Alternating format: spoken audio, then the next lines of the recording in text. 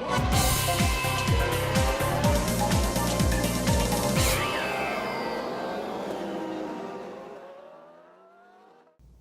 and welcome to ChannelShift. I'm D'Amico alongside Michele Rahal. This week, a lot of people talking in the racing world about the FIA and FOTA. A lot of trouble going on there, but now we might have a solution.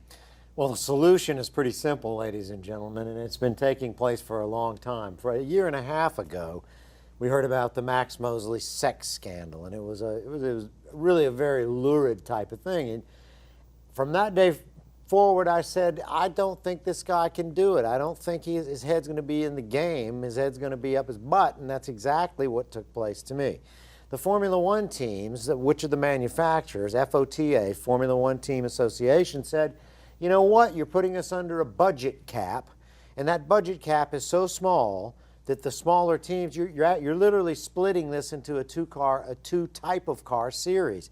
So it's going to destroy it. So the FOTA said we're going to break away, which would have been the dumbest thing on earth. Now, you and I both know we've been down this path many times. Ain't our first rodeo. We've certainly seen Formula One and the machinations that take place there, where the brinksmanship is just absolutely Machiavellian, and that's what took place. They wanted Max Mosley off the ship, so they keel-hauled him in Paris, and they basically said, we won't break away, the manufacturers. We won't cause all the litigation, all the problems. You're not going to be reelected. You're not going to run, and that is what took place. So we have a Formula One association. The FIA is still intact. Yeah, and you know what? Maybe if Max Mosley had the paddle instead of being paddled, it'd be a different situation here. Hey, it was funny. I mean, the humor was fantastic. I mean, where are you going to get that except Formula One? But the Europeans, what did they do? When it first happened, this spanking incident by all the hookers and Max Mosley, this 70-some-odd-year-old man caught in the middle of all this. Easy. When this happened, everyone was so European about it. It was, oh, it's not a big thing. It's his private life. Well, I got news for you. It was a lot more than that. There was a lot of pressure laid on this guy from the teams, from the manufacturers, from the motoring clubs that the FIA represents, including AAA. Every single one of them took a good, strong look at Max Mosley and what he'd done. He's done a lot for the sport, but he also damaged the sport in the end. Yeah, I also, no pun intended. In the end. Well, I look at Bernie Ecclestone. Bernie as well, man. This is a guy who's money hungry. He always wants to get his hand on as much cash as he possibly can. Now, what happens here with him still in charge, obviously, and running things? What do we see with these television rights and things, the money getting back to the teams? Because that's another thing. The teams want their cash from the television. I have every idea that they're going to be paid. They're going to get paid. That the rules that they wanted to set in place, that Mosley wanted to set in place, and the budget cap of $67 million a year to run a Formula One team, that's just not really doable because it doesn't represent technology.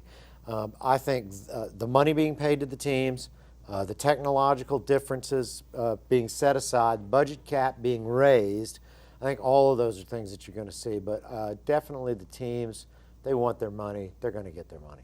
Now let's talk about some of those teams. Braun GP right now dominating this sport. Let's not kid ourselves. But now Sebastian Vettel coming in here and being able to up the game a little bit. Where do we see this heading, and how is this going to take us into 2010? Because we know Ferrari, McLaren, they said, yeah, forget it. We're not in this championship right now. We'll move on. They didn't have much of a choice. They worked very, very hard on the 2009 car within the rules that they thought were going to be implemented. Well, Ross Braun figured out a way to work within the rules and create an automobile because he had started working on that car before the factory teams. And he ended up cutting a deal with Honda where he got paid to take the team. And he ended up with the Mercedes engine. So these teams catch up is the thing. Ferrari, McLaren, those guys went a little too far in their technology to be able to catch up this year. But Renault, Red Bull, did you notice the new noses at Silverstone? The new whole front end. That's an Adrian Newey designed car. Adrian Newey's worked for the best in the business. He knows exactly what he's doing. And Sebastian Vettel is just absolutely a stellar driver. He knew what he was doing. Now, the real test is what goes on after Silverstone. Silverstone's a very fast track. Now we go to Germany.